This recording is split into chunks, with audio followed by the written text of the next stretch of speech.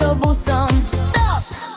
Písal mi baby, ja milujem luxus. Prišiel v mikine, čo pamätá ešte Augustus. Vraj lieta len business class, že pozná Dubaj, Miami aj Las Vegas. A ja že oh môj Bože, čo to je? Filter z Instagramu klamal brutálne. Online frajer, veľký pán, na fotkách bol milionár. V realite tepláky mal a u mame doma spal. Hej, hej, aký pán, na nete bol milionár. Slobovo, zlato, luxus, bar a nemal ani na hranolky pár. Hej, hej, bol milionár. Hej, hej, hej, hej, bol milionár. Hej, hej. Tvrdil mi baby, fitko každý deň. Veľké brucho schoval pod mikinu len. Hovorí, poznám celé mesto a stratil sa hneď pred prvou cestou.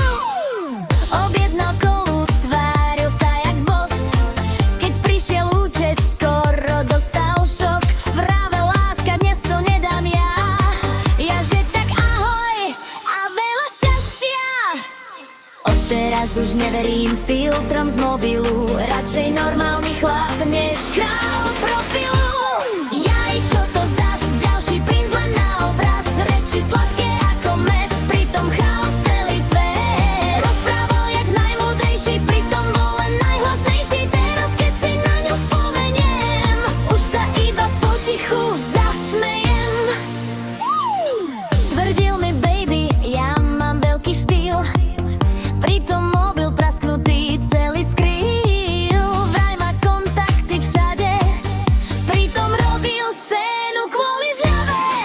Písal, ja som muž do nepohody a sťažoval sa 10 minút na ceny vody.